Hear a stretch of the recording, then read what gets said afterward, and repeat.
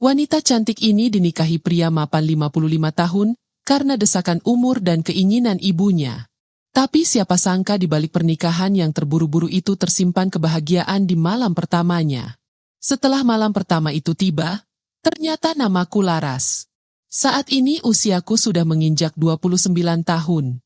Usia yang dianggap sebagian orang sudah terlalu tua untuk wanita yang belum menikah.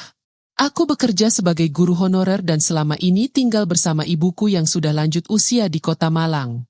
Seminggu yang lalu, ayahku meninggal dunia karena serangan jantung. Sejak saat itu, ibuku terlihat semakin murung dan pasrah. Ia mulai sering termenung, menatap kosong ke arah foto pernikahannya yang tergantung di dinding ruang tamu. Laras, Mama cuma ingin kamu ada yang jagain. Kamu perempuan gak bisa sendiri terus, katanya pelan suatu malam. Aku tahu ia khawatir.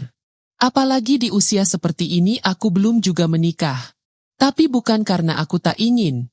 Aku hanya belum menemukan seseorang yang benar-benar bisa kupilih dengan hati.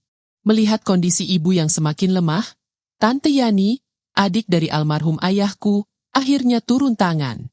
Ia menjodohkanku dengan sahabat lamanya, Pak Gunawan, seorang duda 55 tahun yang dikenal luas sebagai pria baik, taat ibadah, dan mapan secara finansial.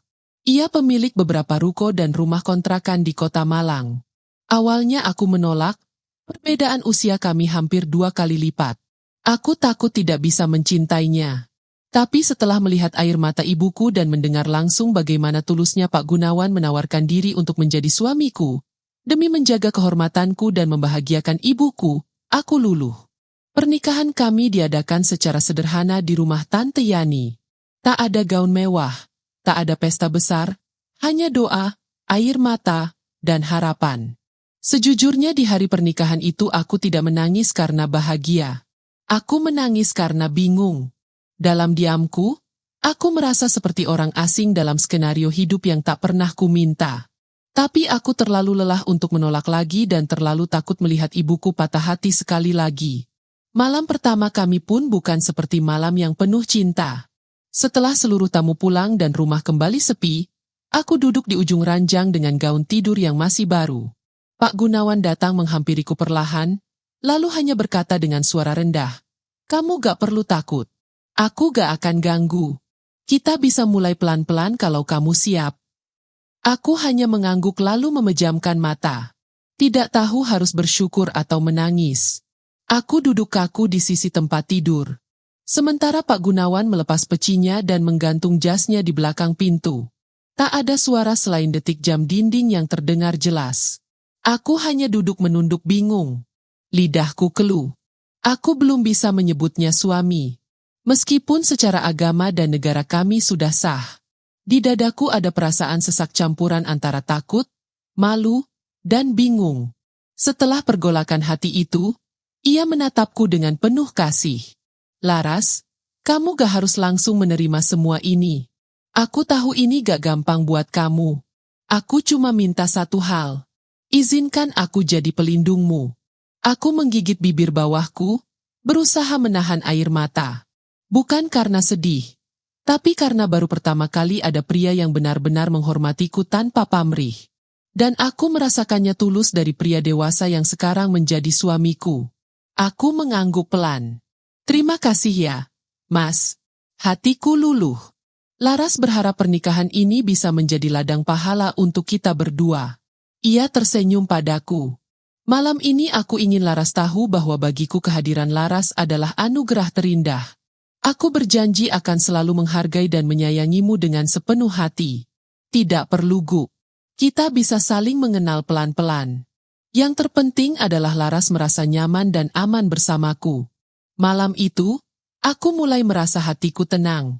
Setelah perbincangan yang hangat itu, Pak Gunawan lalu mematikan lampu utama dan hanya menyalakan lampu tidur kecil di meja. Cahaya temaram itu membuat suasana kamar terasa lebih hangat, tapi tetap sunyi. Ia mengambil bantal tambahan dan meletakkannya di lantai lalu menatapku dengan tenang. "Aku tidur di bawah saja ya, Laras. Biar kamu lebih terasa nyaman," katanya. Aku sontak berdiri. "Loh, jangan. Ini juga kamar kamu kan, Mas?" Kita ini suami istri sekarang. Ia tersenyum kecil. Aku tahu Laras. Mas. Tidak apa-apa kok, Mas. Mau Laras merasa terpaksa saja. Ada jeda. Aku menatap sosoknya yang duduk bersila, masih mengenakan sarung dan kaos putih. Tidak ada tekanan.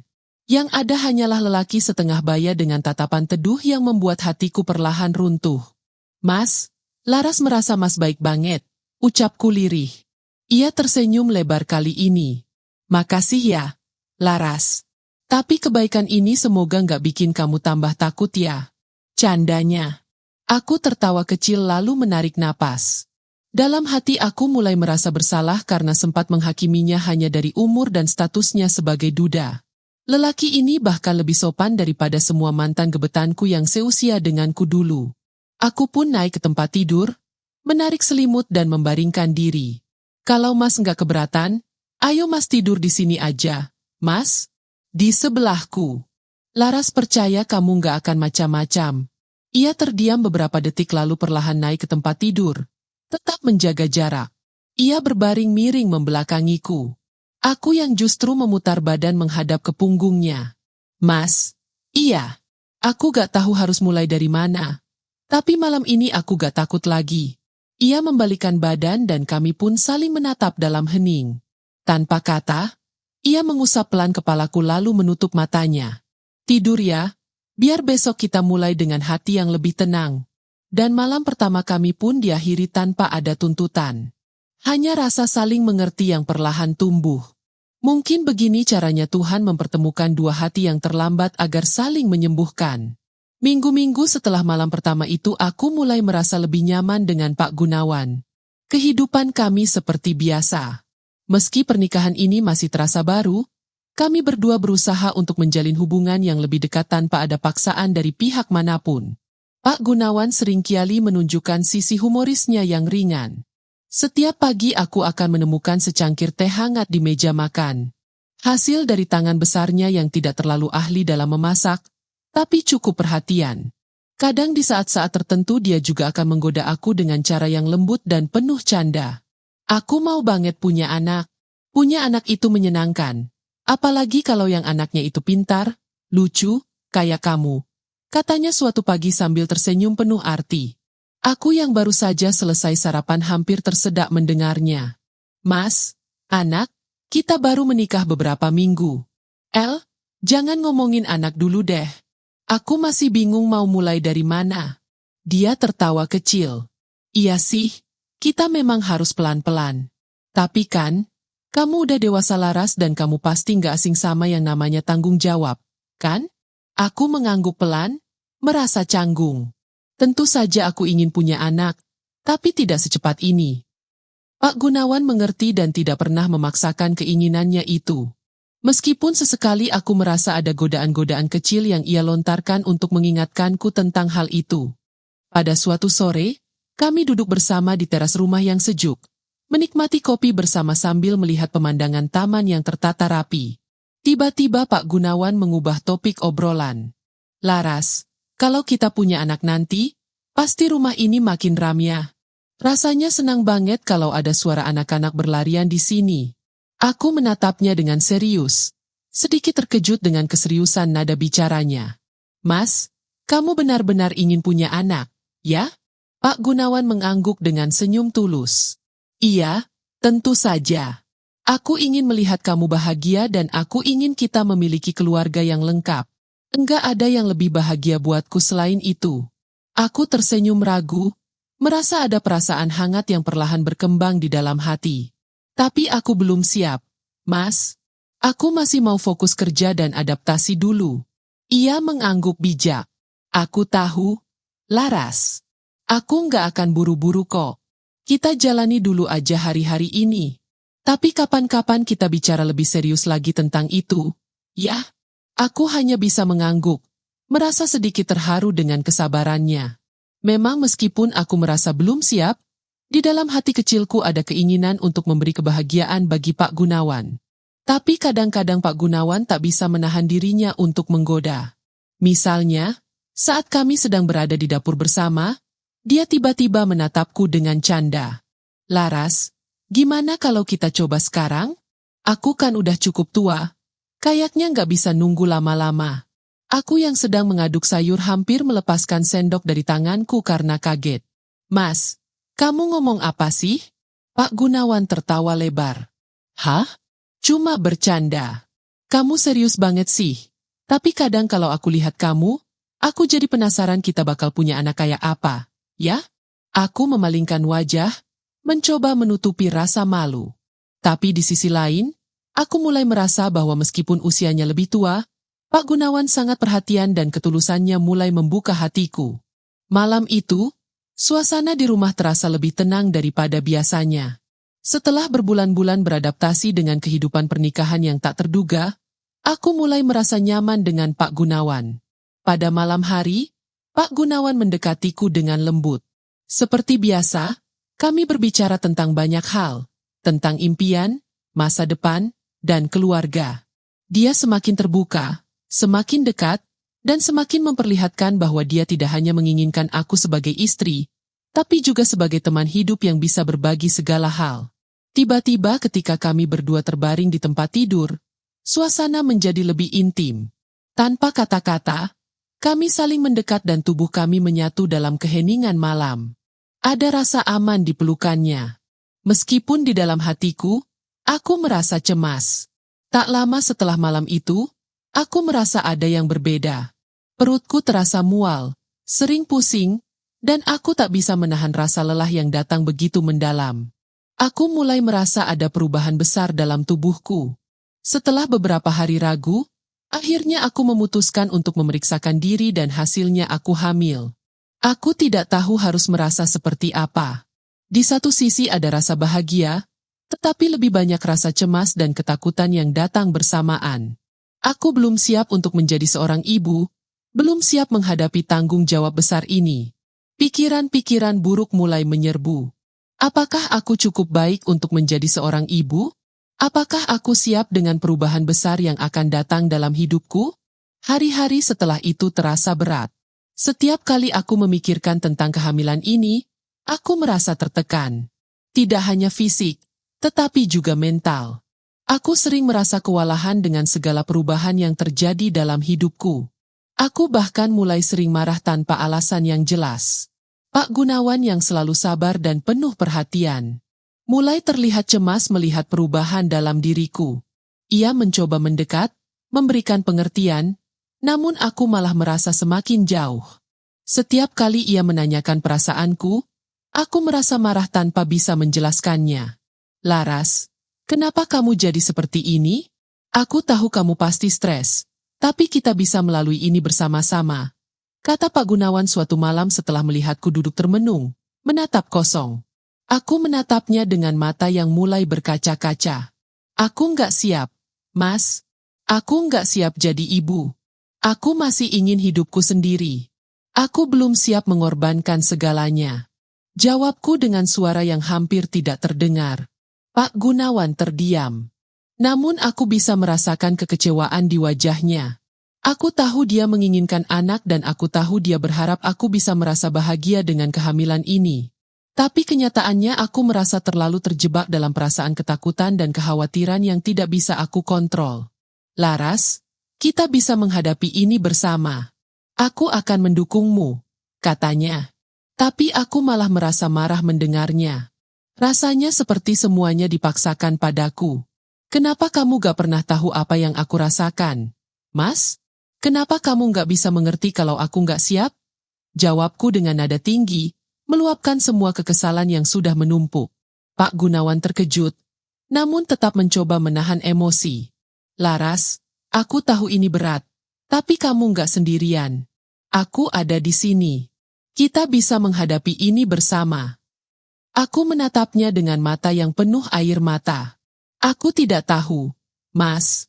Aku benar-benar tidak tahu. Setiap hari pikiranku semakin kacau. Perasaan marah dan frustasi menguasai diriku dan aku mulai merasa terisolasi dalam hubungan ini. Meski Pak Gunawan selalu sabar, aku tidak bisa mengendalikan perasaan yang semakin buruk. Aku merasa terjebak dalam pernikahan ini. Meski pada kenyataannya ini adalah hal yang tidak pernah aku bayangkan sebelumnya. Hari-hari berlalu dengan berat. Meski perutku mulai membesar dan kehidupan baru sedang tumbuh di dalam rahimku, hatiku justru terasa hampa. Aku merasa seperti asing di dalam tubuhku sendiri. Aku tahu banyak perempuan di luar sana yang mendambakan momen seperti ini. Tapi entah kenapa aku merasa takut, bimbang, dan seperti sedang kehilangan arah. Setiap pagi, Pak Gunawan selalu membuatkan sarapan untukku. Ia membantuku memakai kaos kaki, mengantarku ke dokter kandungan, bahkan menyiapkan vitamin yang harus aku minum. Namun, semakin ia baik, semakin aku merasa bersalah karena sikapku yang terus berubah-ubah. Aku sering marah hanya karena hal sepele. Kadang aku menangis tanpa sebab di malam hari. Mas, aku takut. Aku nggak bisa jadi ibu yang baik. Ucapku suatu malam saat kami duduk di teras belakang rumah sambil menikmati udara Malang yang sejuk. Pak Gunawan menoleh dengan mata lembutnya, menatapku dalam diam. Lalu ia menggenggam tanganku erat. Kamu gak harus jadi sempurna, Laras.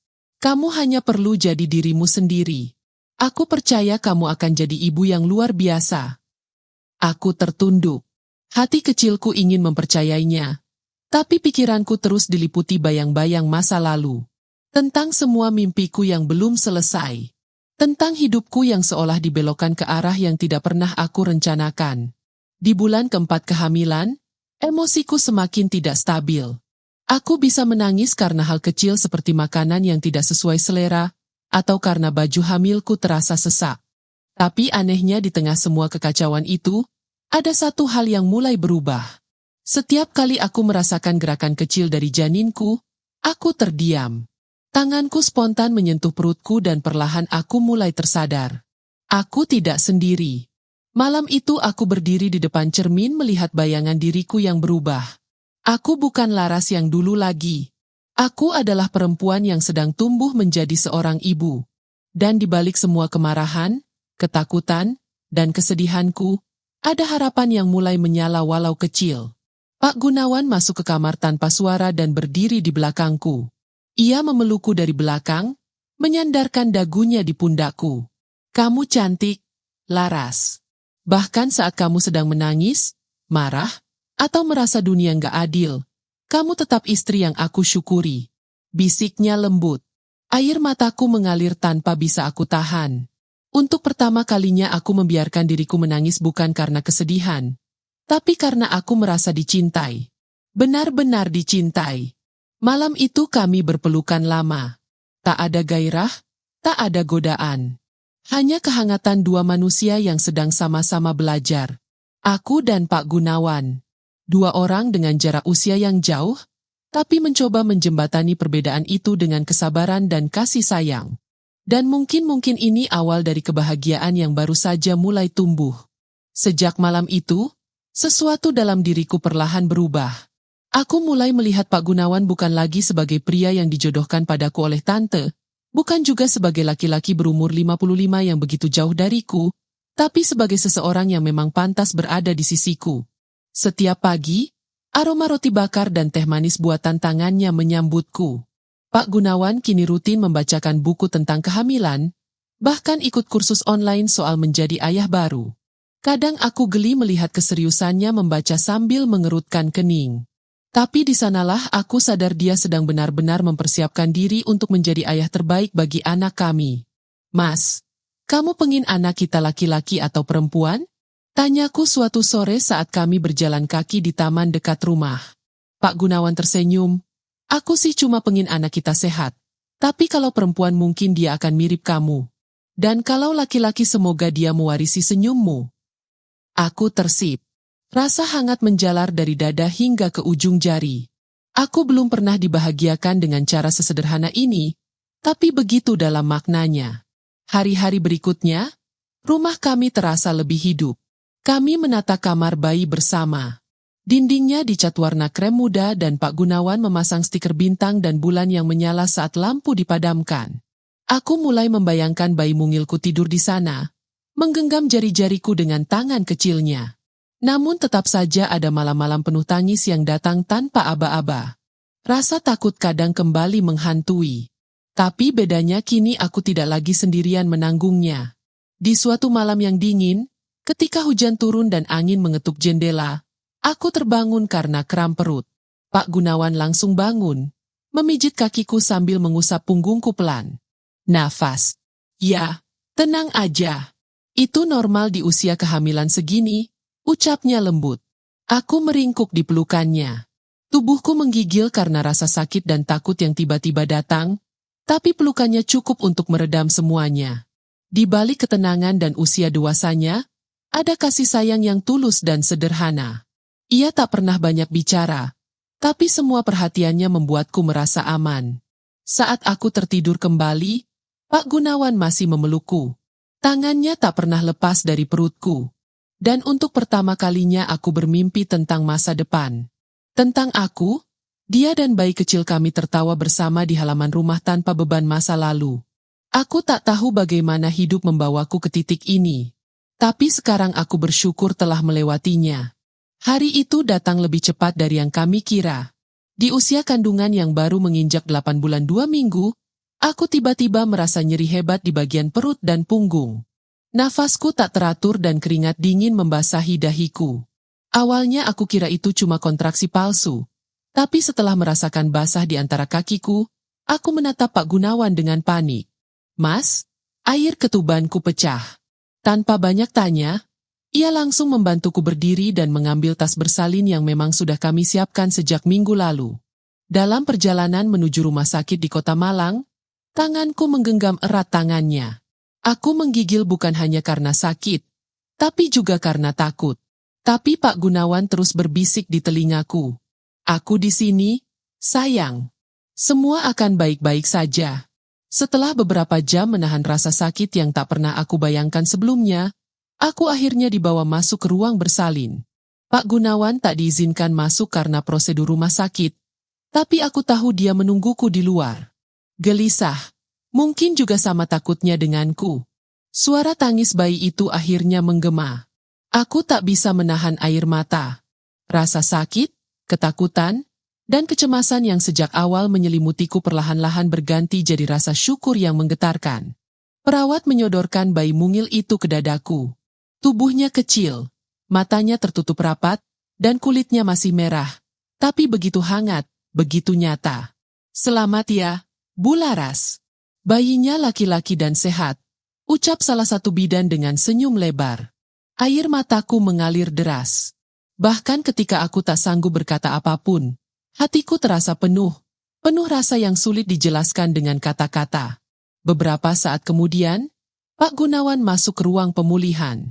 Wajahnya langsung berubah haru ketika melihatku dengan bayi kecil di pelukanku. Ia menatapku lama, lalu mencium keningku dan berbisik dengan suara bergetar. Kamu luar biasa, Laras. Terima kasih sudah melahirkan anak kita. Tangannya menyentuh lembut kepala bayi kami. Wajahnya tak bisa menyembunyikan rasa bangga dan bahagia yang begitu tulus. Air matanya jatuh tanpa ia sadari. Aku kasih nama dia Arga, ucapnya pelan. Artinya gunung, tempat yang kokoh dan tinggi. Semoga dia jadi laki-laki yang kuat dan lembut seperti ibunya. Aku hanya mengangguk sambil menangis. Untuk pertama kalinya, aku merasa hidupku lengkap. Aku Laras yang dulunya merasa tidak layak dicintai, kini dipeluk oleh seorang pria yang mencintaiku tanpa syarat dan memulai babak baru bersama bayi mungil yang menjadi lambang cinta kami. Pasca kelahiran Arga, hidup kami tampak sempurna dari luar. Pak Gunawan semakin menunjukkan perhatiannya padaku dan anak kami. Ia dengan setia bangun malam untuk membantuku mengganti popok, menyuapi Arga ketika aku kelelahan, bahkan belajar menenangkan bayi saat menangis. Namun di balik semua itu, ada luka dalam diriku yang belum sembuh sepenuhnya. Hari-hari awal menjadi ibu terasa berat. Tubuhku lelah, tidurku tak pernah cukup, dan emosiku naik turun tak menentu. Kadang aku menangis tanpa sebab, kadang aku hanya duduk termenung memandangi Arga dengan hati yang sesak. Laras, kamu kenapa akhir-akhir ini lebih sering diam? Tanya Pak Gunawan suatu malam saat aku duduk di tepi tempat tidur sambil menatap kosong keluar jendela. Aku menoleh pelan lalu menarik napas dalam-dalam. Aku capek, Mas. Aku takut jadi ibu yang buruk. Aku takut gak sanggup. Pak Gunawan langsung duduk di sampingku, menggenggam tanganku. Kamu sudah jadi ibu yang luar biasa. Sayang, semua ibu pasti pernah merasa seperti itu. Tapi kamu nggak sendiri. Aku ada di sini. Tangisku pecah seketika. Bukan karena sedih semata. Tapi karena akhirnya aku berani mengakui pada diriku sendiri bahwa aku masih merasa hampa. Ada bagian dari diriku yang belum benar-benar siap menjadi istri, apalagi ibu. Saat itulah aku akhirnya jujur padanya. Tentang rasa kehilangan ayah yang belum benar-benar usai, tentang rasa bersalah karena menikah dalam tekanan tanteku, dan tentang kecemasan menjadi seorang istri bagi pria yang usianya jauh di atasku. Pak Gunawan tidak marah. Ia hanya menatapku lama lalu mengusap air mataku. Kamu nggak harus kuat terus, Laras. Kamu manusia. Kamu boleh takut, boleh lelah, tapi tolong jangan pendam sendiri. Ceritakan semua padaku, kapanpun kamu butuh. Pelan-pelan aku menyandarkan kepalaku di pundaknya. Untuk pertama kalinya setelah sekian lama, aku merasa lega bisa mengungkapkan semua. Meski luka lamaku belum sembuh total, aku tahu sekarang aku tak harus menyembunyikannya. Aku punya seseorang yang mau mendengar, menerima, dan mencintaiku tanpa syarat. Dan malam itu untuk pertama kalinya sejak Arga lahir, aku tidur dengan tenang. Setelah banyak yang kami lewati, akhirnya aku bisa melihat pernikahan kami dengan cara yang berbeda. Tidak lagi hanya sekadar kewajiban atau sekadar harapan orang lain. Aku belajar bahwa pernikahan bukan tentang kesempurnaan, melainkan tentang saling menerima, tumbuh bersama, dan menghadapi setiap tantangan dengan ketulusan. Pak Gunawan dan aku semakin bisa memahami satu sama lain. Kami bukan pasangan muda yang penuh dengan kisah romantis yang sempurna. Tapi kami belajar untuk mencintai dengan cara yang nyata. Kami belajar untuk berbicara tentang perasaan kami, tentang harapan, dan juga ketakutan-ketakutan yang kami pendam. Ada banyak hal yang harus kami hadapi bersama. Kehamilan yang tak direncanakan, perasaan cemas yang datang begitu saja, dan juga perbedaan usia yang kadang membuatku merasa terasing. Namun, setiap hal itu mempererat ikatan kami. Pak Gunawan bukan hanya suami, tetapi juga sahabat, pendengar, dan orang yang selalu ada saat aku butuh. Pernikahan bukanlah akhir dari perjalanan, melainkan awal dari perjalanan yang baru. Kami harus terus bekerja sama, menjaga komunikasi, dan saling mendukung. Ada banyak momen sulit yang akan datang, tetapi selama kami tetap bersama dan saling mencintai dengan tulus, kami bisa menghadapinya. Kami bukan pasangan yang sempurna, tetapi kami pasangan yang belajar untuk terus berkembang. Pernikahan mengajarkan aku banyak hal. Salah satunya adalah bahwa tidak ada yang lebih penting selain memahami satu sama lain. Cinta bukan hanya tentang apa yang bisa diberikan atau diterima, tetapi tentang bagaimana kita menghargai dan menghormati pasangan kita dengan segala kekurangan dan kelebihannya. Tak ada yang sempurna dalam hidup ini, begitu juga pernikahan. Namun jika kita bisa terus berusaha untuk menjadi lebih baik bagi pasangan kita, kita akan tumbuh bersama menuju kebahagiaan yang sejati. Dan yang paling penting, aku belajar bahwa kebahagiaan dalam pernikahan bukan datang dari keadaan, tetapi dari cara kita menghadapi dan menjalani hidup bersama. Cinta sejati adalah ketika kita saling mendukung, memberi ruang untuk tumbuh, dan terus berkomunikasi tanpa ada yang merasa tertinggal atau disisihkan. Akhirnya aku bisa menerima kenyataan bahwa pernikahan kami bukanlah hasil dari jodoh yang dipaksakan. Perjalanan ini adalah pilihan kami berdua untuk bersama. Meskipun awalnya terasa penuh kebingungan dan ketakutan, kami akhirnya menemukan kebahagiaan kami sendiri. Bukan karena kesempurnaan, tetapi karena kami saling menerima dan mencintai dengan sepenuh hati. Dan setelah melalui perjalanan panjang ini, aku sadar bahwa pernikahan yang baik bukanlah pernikahan yang selalu tanpa masalah, tetapi pernikahan yang mampu menghadapinya bersama tanpa pernah menyerah pada satu sama lain.